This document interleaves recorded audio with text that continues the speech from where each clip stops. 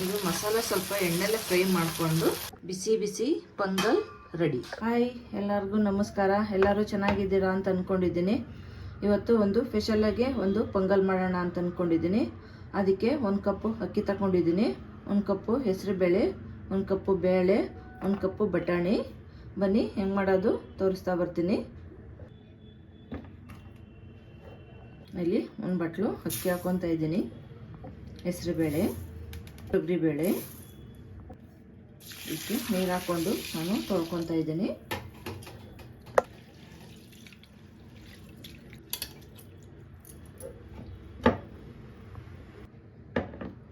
ಇದಕ್ಕೆ 2 ಲೋಟ ನೀರು ಹಾಕ್ಕೊತೀನಿ.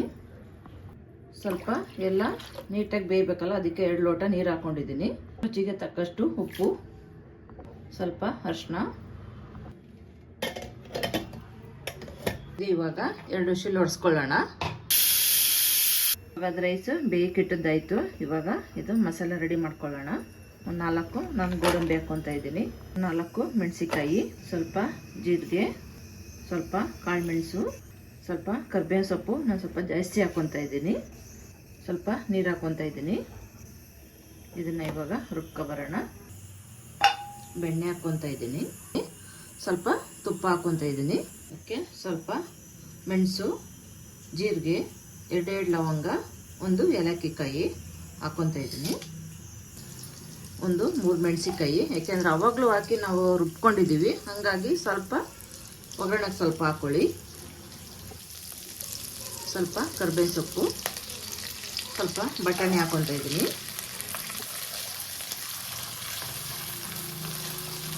ಹಸಿ ಬಟಾಣಿ ಪೊಂಗಲ್ಗೆ ಒಳ್ಳೆ ಟೇಸ್ಟ್ ಬರುತ್ತೆ, ಹಾಗಾಗಿ ನಾನು ಸ್ವಲ್ಪ ಹಸಿ ಬಟಾಣಿ ಯೂಸ್ ಮಾಡ್ಕೊಂಡಿದ್ದೀನಿ. ನಾವು ಆವಾಗಲೇ ರುಬ್ಬಿಟ್ಕೊಂಡಿರೋದು ಮಸಾಲೆ.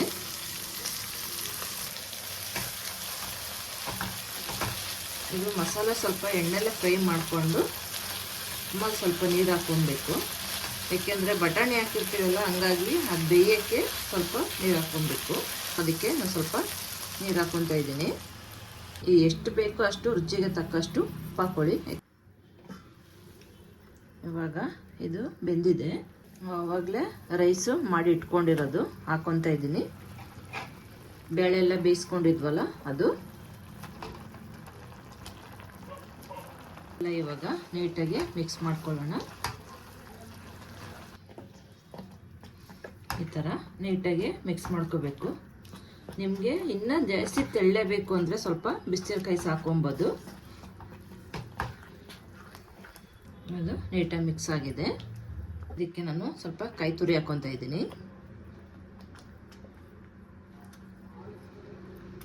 ಸ್ವಲ್ಪ ಕೊತ್ತಂಬರಿ ಸೊಪ್ಪು,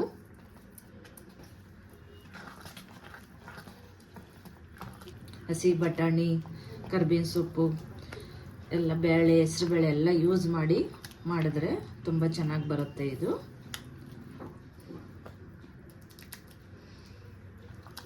ಅದಕ್ಕಾದರೆ ಸಾಕು.